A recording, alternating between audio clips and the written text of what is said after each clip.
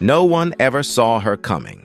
For 3 years, she fixed targets on the edge of the Nevada desert, silent and unseen, until the day a single shot made her a legend. But have you ever wondered how many quiet heroes go completely unnoticed around us every single day? Today, you're about to witness the true story of a woman who changed everything for the men around her by doing what nobody thought was possible.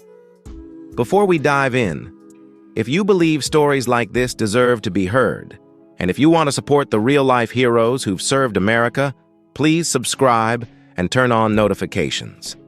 Every click helps us keep these voices alive and shining. Thorne Harlow never planned to stand out.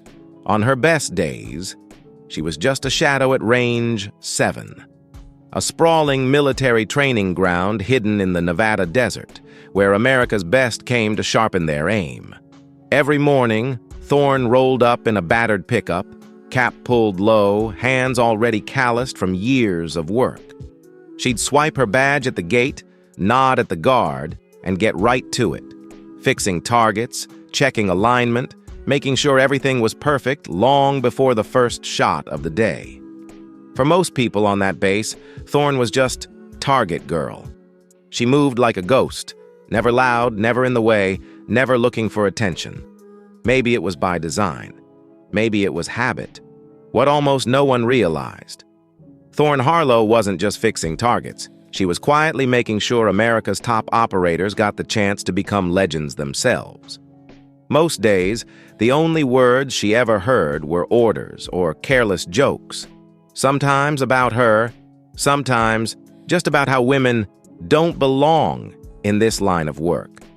She ignored the laughter, kept her head down, because truthfully, it was easier to disappear than to let anyone see who she really was. Everything changed the day SEAL Team 8 came to qualify on Range 7. That morning, the Nevada sun was brutal, already baking the ground before breakfast. Thorne had been out there for hours, fixing a target jam that no one else even noticed. She liked it that way. But when a group of operators gathered for a break, a frustrated shooter, Vasek, couldn't land a shot and found it easier to blame the equipment than admit he needed help. He turned to Thorne, calling her out. Maybe if Target Girl wasn't daydreaming, this wouldn't be happening. The others laughed, except Lieutenant Breyer, who just watched, silent as Thorne calmly finished her checks and walked away. The day went on, but the air felt thicker after that. 2 days later, the long-distance test began. 2,100 meters with shifting winds, blazing heat, and an audience of visiting officers. It was the shot that separated true snipers from the rest. Not a single operator had hit the center. That's when Vasek, still smarting, loudly joked, "Even Target Girl could do better than you." It was meant as a dig, but Lieutenant Breyer did something no one expected. He walked over to Thorne, handed her his custom sniper rifle, and without a word, offered her the chance to prove them all wrong. For a moment, time froze. Thorne's whole body changed. Shoulders squared, jaw set, eyes clear. She lay prone, did her calculations in her head, and squeezed the trigger. Bang. Perfect center hit at 2,100 meters. Not a word, not a smile. Just the same calm, professional energy as always. She fired again. Another bullseye. Suddenly, every man on that range was silent. Commander Riker, the officer in charge, stepped forward. "You're Harlow, aren't you? The one from the Kunar Valley?" The older operators got it instantly. Word spread like wildfire. Thorne Harlow, once Force Recon, now just a ghost on the range, had 5 confirmed kills at impossible distance during a classified mission. Saved an entire Marine platoon. She'd done things most of them could barely imagine.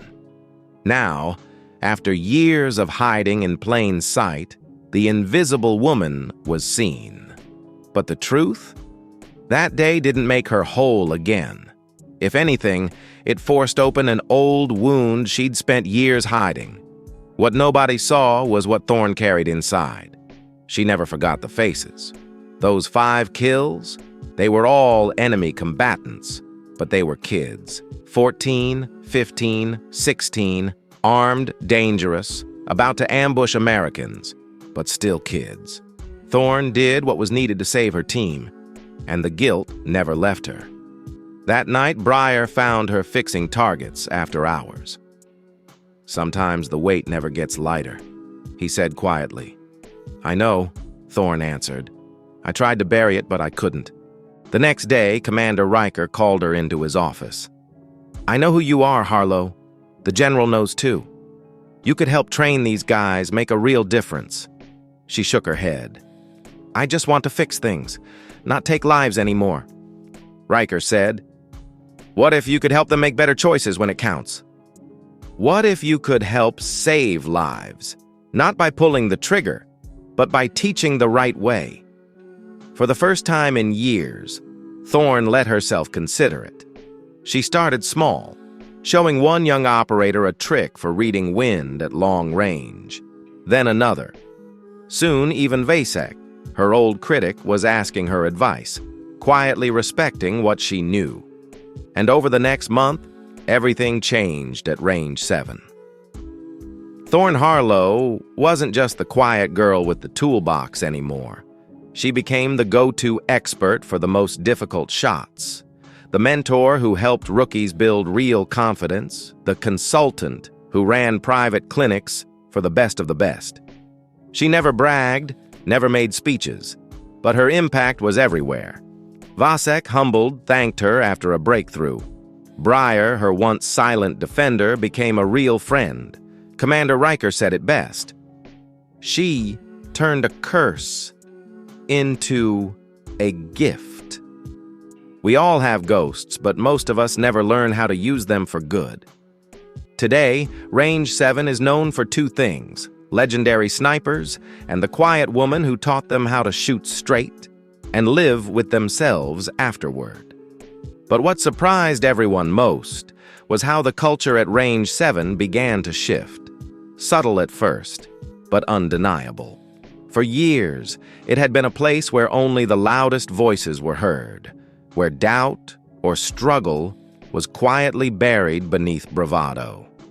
Now, with Thorne's quiet example leading the way, even the most seasoned operators started to open up about mistakes, about pressure, about what it really meant to carry the weight of decisions made in the field. It wasn't just about hitting the target anymore. It was about coming home with your soul intact. You could feel the difference at the end of every training day. Instead of clearing out as soon as possible, more operators stayed behind, sharing stories, swapping lessons, helping the next guy up. The silence that used to settle over Range 7 in the evenings was replaced by the low hum of voices. Honest, sometimes raw, but always respectful. That's when it hit everyone. The real strength of a team isn't just in their marksmanship. It's in how they watch out for each other, on and off the range. And as the weeks passed, Thorne herself started to change. She was still careful, still reserved. But now, when someone called her name, she didn't shrink back into the shadows.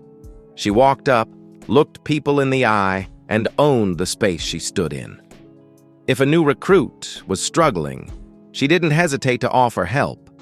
Never with judgment, always with the kind of patience that comes from knowing just how hard it is to learn something the world says you can't do. The Invisible Woman had become a mentor, not just for her skills, but for her resilience. Sometimes late at night, Thorne would walk the range alone, the desert winds whipping at her jacket. She'd stop at the farthest targets, hands deep in her pockets, and let herself remember all the things that used to haunt her. But now, the memories felt different, still heavy, but somehow less suffocating. She could see how every difficult choice, every lonely night, had led her right here. Maybe, she thought, that was the point all along. Not to erase the past, but to use it to help someone else make it through.